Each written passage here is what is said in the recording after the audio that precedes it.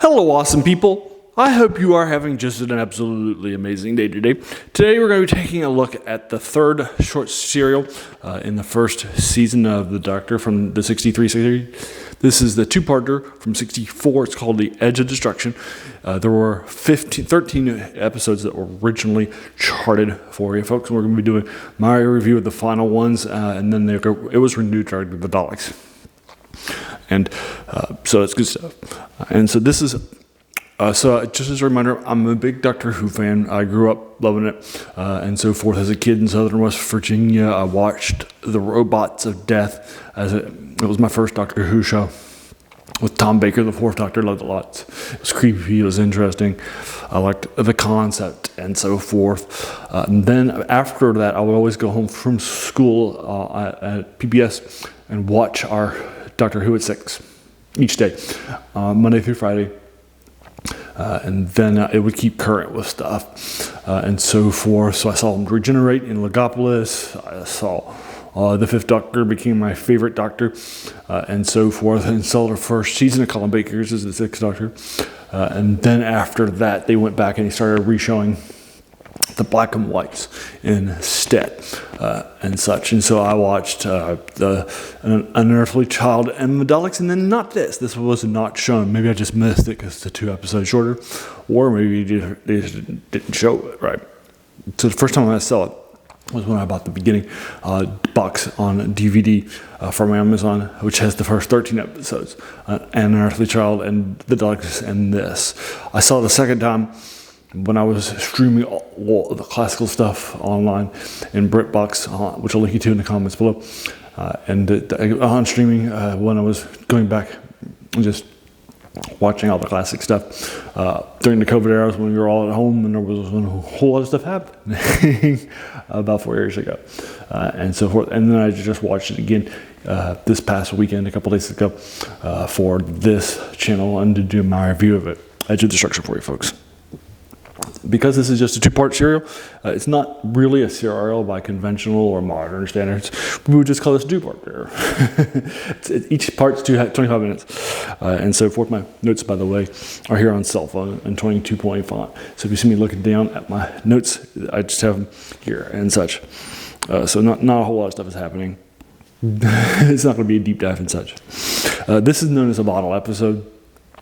So it is it's just 2 parts. It's just set on the TARDIS. They don't introduce any other scenes or anything like that, any other sets. Right. They don't hire anybody other than the main cast either.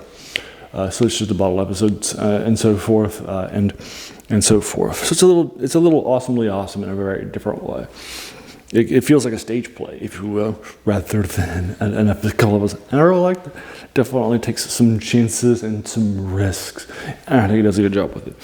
And so forth. Because they don't change any casts and so forth. It still stars William Russell as the first Doctor, which is my favorite Doctor. And such. William Hartnell as the first Doctor, rather. He is the other one, and so he is the guy who really sort of puts this on a map in a major way right after the Daleks. So it's hugely successful, made huge money. This is right on the heels of Dalek-mania, at the peak of Doctor Who's Whodom and such. So it's a great time to be involved with a show. He's definitely put his stamp on it, and this 2-parter will continue that. In aspects. And his granddaughter is played by Carol Ann Ford for Susan Foreman. She's a great character, love her lots. She was introduced great, but later on, she's really more of just a traditional teen girl, if you will, with traditional teen girl problems. She feels a little underdeveloped at times as a character. Her first show, definitely well developed and so forth, but she feels as a little more underdeveloped and so forth. But I like her and what's happening here. And then our 2 common era characters instead of the Doctor and his granddaughter, these Edelmans, are Barbara Wright, played by Jacqueline Hill. She is the history teacher, and her job is to tell us historical things in historical episodes. Because it's a time travel show, it was intended to teach us a lot about our own worlds and societies and so forth. Right. and that sort of a thing. So she's the character who will tell us that. So for example, in the historical, the Aztecs, she'll be the one that tells us who that they didn't have wheels and stuff like that. We'll learn more about their history there, and so forth. And then science teacher and action guy too. He gets all the action scenes because the Doctor's an older guy. So that's Ian Chesterton, and that's played by William Russell the other way, and so forth. So those 4 characters are the only ones in here. Great stuff. It's written by script editor David Whitaker, still directed by Verity Lambert. She's the first female producer of BBC drama history. And directing duties are split up between the first and second serials between Richard Martin and Frank Cox for you folks. So this is basically when everything comes together, all the actors come together.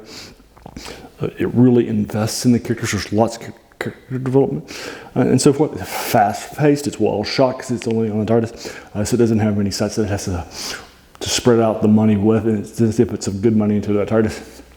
And it's only set there. It's good stuff. And it's well shot. I watched it again. Good stuff. And so I think it's a 10 out of 10 of my favorite of the first 3 serials, but for those reasons and so forth. It was designed to be a filler episode because they used a budget between this and the next, which is a historical called Marco Polo and so forth. So it's designed for that. It's creepy and sci-fi fun and well paced, and I love its ending too. Love it so much. No spoilers, so I'm not going to do a deep dive. But basically, what's happening, and you'll find out this at the end of at the last episode, and so forth, is that our TARDIS crew have arrived. The 4 people have arrived at a location, and they have all passed out, and they're all knocked out, and so they're all unconscious. And that's basically what's happening here. But it's creepy. It's sci-fi fun. I love the ending so much. It's great stuff, and so forth. Again, it was written in just 2 days by the script editor, David Whitaker, who does a great job with it. I think he does a brilliant job of putting this on the map because he was like, we have some opportunity here to do some great character development and so forth. And I think that his bottle filler episode did a great job with it and so forth. This is very influential on Doctor Who. I would argue this is more influential on Doctor Who than the Daleks were.